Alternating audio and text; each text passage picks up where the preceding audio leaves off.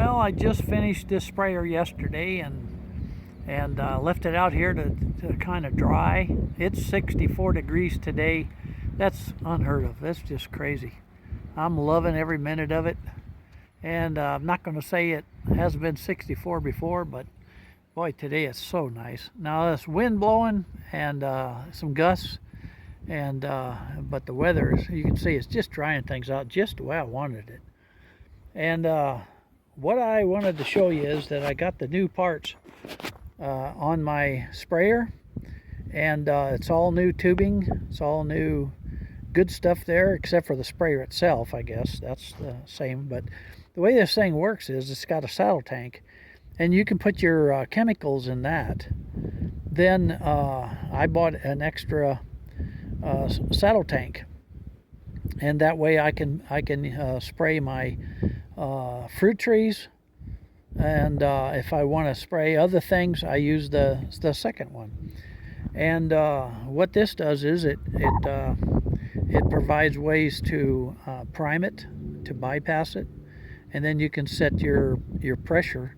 You can maximize your pressure on the sprayer, and it does spray really well. When you're working with fruit trees, you've got to spray it. You know, whether you're spraying a man-made chemical or whether you're spraying copper, if you're going the organic way, then you can still use sprayers and spray those apple trees and all your fruit trees.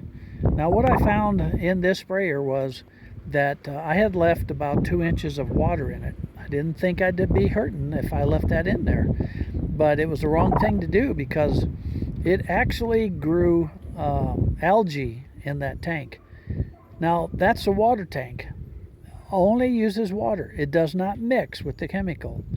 Where the mixing is being done is in that device where it pulls the whatever you've got in your saddle tanks through that pump, and then it through a vortex, through a vacuum, pumping actually, it sucks the chemical out of that, and then it enters into the mixing chamber, and it pushes it out the sprayer.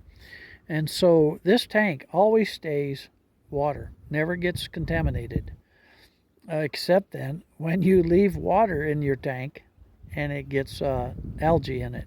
So yesterday I've really washed it out good. I used a sprayer and I washed it out good, and now it's I got my tank on the inside real clean. Had the tank on the outside, but I forgot to wash the lid, and I'll have to do that too. But it's all ready to go, and so now I'll be. It's too windy today. The wind's blowing, and I'll have to wait on a day when it's not blowing, and then I can do some spraying. The other thing I'll do is too windy to burn, and I've got things that I need to burn. So I've been working inside today, and my next little video will be on my wife and I working on our onions. We're still cutting onions. I've got about 25 pounds of onions left.